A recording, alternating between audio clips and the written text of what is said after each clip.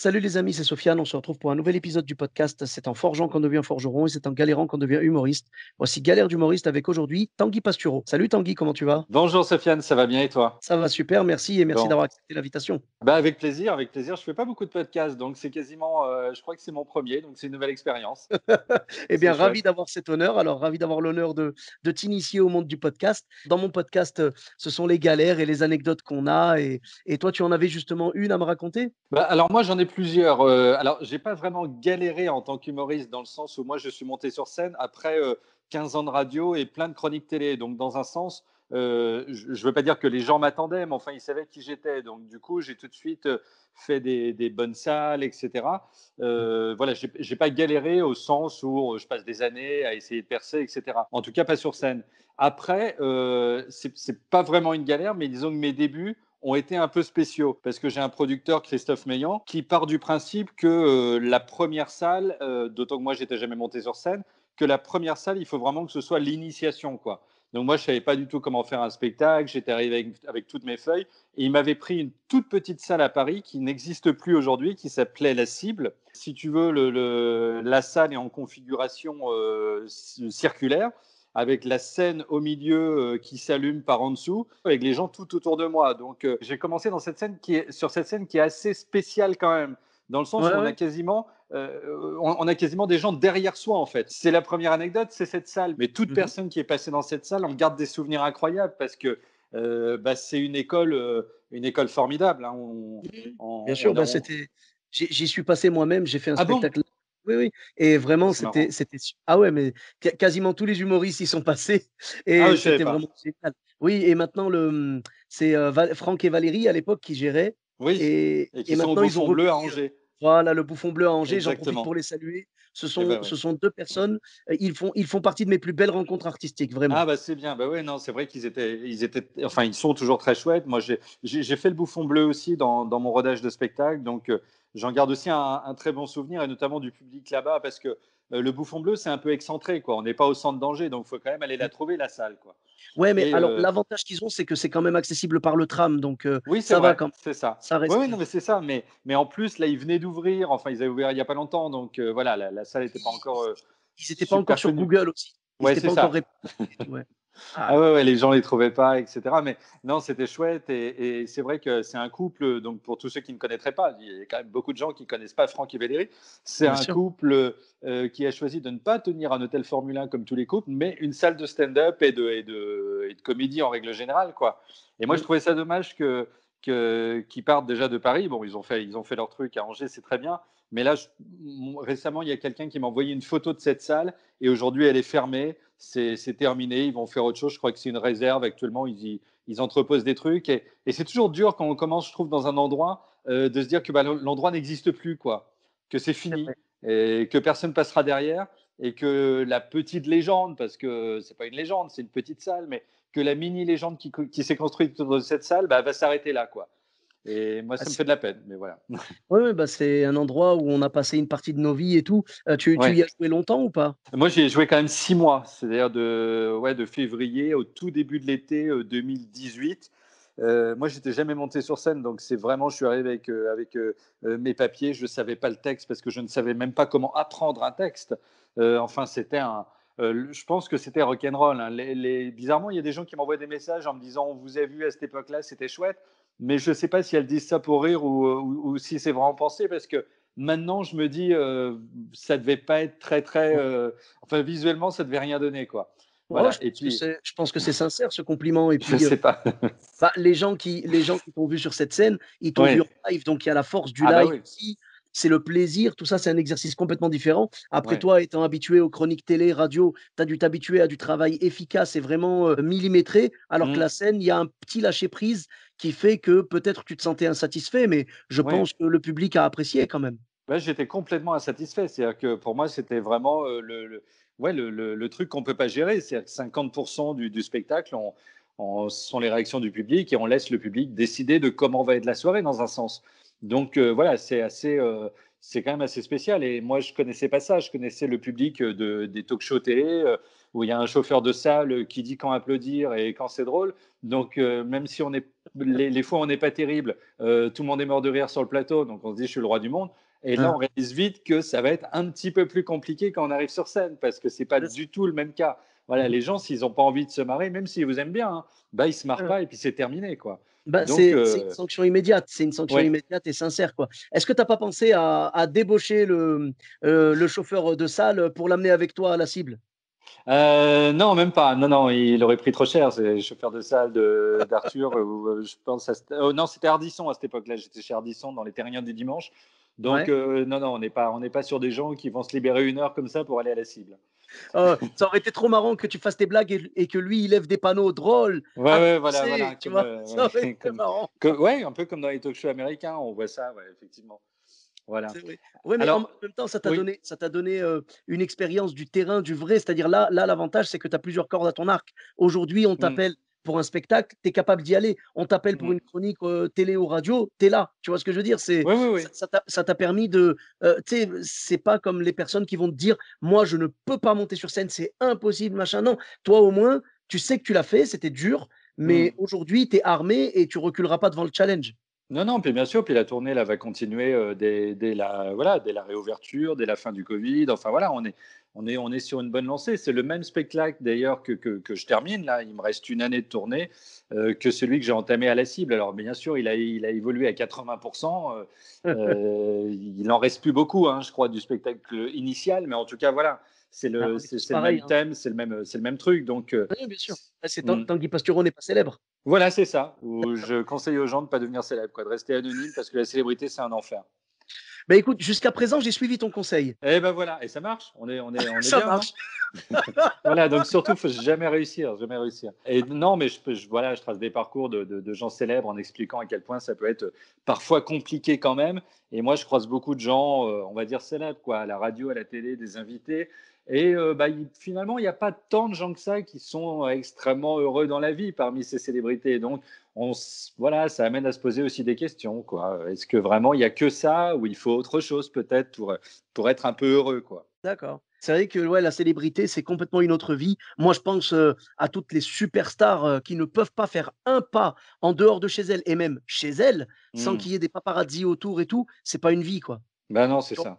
C'est Tu ça. vois, on pense à Britney, on pense à tu vois, c'est À incroyable, hein, Gérard c'est Larcher, voilà, tous ces gens, quoi.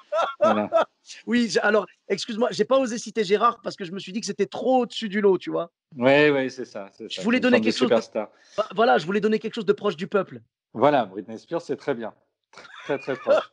Alors après, j'ai réfléchi à des anecdotes et je pense qu'il y a une anecdote qui doit revenir pas mal. J'ai pas écouté tous les podcasts, mais Mmh c'est mh. quand on est en tournée, justement, on arrive comme ça à la gare quoi, près du lieu où on va se produire. Et puis, bah, il y a Ouais. toujours quelqu'un de la salle qui vient nous chercher en voiture, quoi.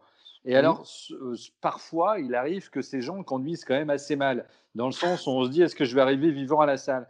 Je pense notamment quand on se produit en Savoie ou dans les Pyrénées, où les Ah! gens, eux, connaissent les routes de montagne. Ils savent qu'il n'y a pas de souci, ils savent prendre les virages, etc. Mais nous, quand on est à côté et qu'on voit le ravin en dessous et qu'on voit le type lancer à 90 sur une route où normalement on est à 75, moi j'ai vécu une anecdote comme ça, c'était en Bretagne. Pourtant, c'est ma région, donc voilà, j'ai plutôt tendance à avoir un a priori positif. Mais il y a une dame, je ne dirais pas de quelle salle évidemment, parce que j'ai pas envie de mettre cette pauvre dame à l'amende, mais qui est venue nous chercher. J'étais avec le producteur et le régisseur, on était trois. Et à un moment, bah, elle a carrément grillé un stop et il y avait une voiture là qui arrivait voilà, dans le sens inverse. Et on Ouais. est passé, je pense, à 2 centimètres l'un de l'autre, quoi. C'est-à-dire que le type s'est arrêté, il a klaxonné comme un fou. Et la dame au volant, on ne voyait même pas le problème, véritablement. Elle se disait, bah, qu'est-ce qui se passe? Pourquoi on klaxonne? Enfin, là, on a réalisé qu'on était quand même en voiture avec quelqu'un qui était dans un autre monde, une autre dimension, quoi. Et Mmh. ça, c'est toujours assez marquant parce que en fait, on se dit que parfois ça tient à rien, quoi. J'aurais pu mourir ce jour-là sur une route de Ouais, ouais, Bretagne. Alors ouais. sur une page Wikipédia, ça fait pas mal, quoi. Surtout quand on est breton et tout, donc il y a un côté identitaire et tout qui est chouette. Mais quand même, il y a parfois des grosses frayeurs, quoi. Je trouve que quasiment le truc à négocier avec les salles, c'est qui va venir me chercher. Est-ce que la personne a son permis depuis un certain temps et est-ce qu'elle voit, est-ce qu'elle a une belle vision, est-ce qu'elle prend des substances ou pas, peut-être de l'acide. Voilà, il faut vraiment se méfier parce que parfois il y a quand même des rencontres qui sont assez compliquées, quoi. C'est sûr. Voilà, et Ben, ça, je pense qu'il y a beaucoup de gens qui ont vécu ce moment de peur quand même oui, oui. entre la gare et la salle dans une voiture, quoi. Bah, moi, je l'ai vécu en fait quand j'ai joué, dans le Vercors. Ah, Heu, on était partis dans vraiment dans le massif du Vercors et tout à fond, la voiture, tout ça. Moi, j'étais en panique et le mec me disait: «Non, non, non, t'inquiète pas, j'ai l'habitude» et en effet, il avait l'habitude et c'était pas dangereux du tout pour c'est lui, ça. mais moi, voilà, pour mes yeux inexpérimentés, vraiment, c'était flippant, quoi. Mais Ah bah, pour on en n'a pas revenir le même à ressenti, ouais. ah oui, bah, oui et pour en revenir à la Bretagne, étant donné que les Bretons sont très fiers et tu vois, qu'ils aiment bien avoir leur propre truc et tout, est-ce que tu penses pas qu'il existe un code de la route breton que la dame suivait et dans lequel les stops n'existent pas? Bah, c'est possible, mais alors l'autre voiture le connaissait pas, parce qu'il avait l'air quand même très, très énervé le monsieur. Donc, alors peut-être que c'était un étranger, hein, en situation irrégulière en Bretagne, par exemple un Normand un petit peu perdu ou un Auvergnat quelconque, mais je sais pas. En tout cas, c'était surprenant et dans ces moments-là, on se dit: «Bah, voilà, est-ce que ça vaut le coup vraiment, heu, de mourir pour aller jouer sur scène?» Alors, il y a Bah, ça plusieurs ça écoles. vaut le coup ça vaut le coup, on va dire, de prendre des risques, peut-être pas de mourir, hein, évidemment. Non, de prendre Ça des risques, ouais. je pense Ouais, que mais ça là, vaut il le y a coup de parfois les prendre des risques risques sont. si c'est pour la première partie de Gérard Larcher, tu vois? Oui, voilà, ou de Laurent Gérard, ou enfin, voilà, Bien sûr. des gros imitateurs. Mais ouais, ouais. Mais en tout cas, voilà, ça, je pense que c'est une anecdote que pas mal de gens peuvent avoir parce que ça fait Mmh. partie un peu du truc de tournée, quoi. Et déjà, parfois, quand on est dans le train, on se sent nauséeux, un peu pas bien parce qu'on a fait 3h30 de train et qu'on se Ouais. farcit, en fait, le type en voiture qui roule comme un fou. Bah ouais, on a envie de vomir quasiment la moitié de ses tripes et même son poumon, son thorax, enfin tout ce qu'on peut vomir, quoi. Il reste plus grand chose à l'intérieur de la personne après, quoi. Donc C'est voilà, sûr. ça fait partie des charmes de la tournée, on va dire. Mais des Ouais. galères quand même, parce que pour Bah, moi, tout ça est. Voilà. ah Moi, oui, j'aime non, bien être sur scène, je veux dire, ouais. j'aime bien être sur scène, je prends Mmh. plaisir, mais tout ce qui est à côté, il faut le dire, c'est quand même un peu ingrat. Alors peut-être que c'est parce que j'ai 47 ans aujourd'hui, que peut-être que si j'en avais 20 et que je montais sur scène et que je faisais le Tour de France, voilà, tout ça, ça me plairait, je trouverais ça rigolo. Maintenant, ouais, moi, j'aime bien le moment sur scène, mais tous les à côté, j'ai un peu de mal. D'accord. Ben après le truc, ouais, c'est compliqué, hein, moi, tu vois, quand je monte sur scène aussi, je suis content, mais tout ce qu'il y a autour, c'est dur. Mais je pense que Oui. c'est ce qui fait en même temps que la scène est si bonne, tu vois? Parce que Oui, oui, oui. si tu avais 0 galère autour, si tu avais absolument rien de négatif et que tu arrivais sur scène et que c'était toujours bon, je pense qu'on s'ennuierait et qu'on se lasserait, tu vois?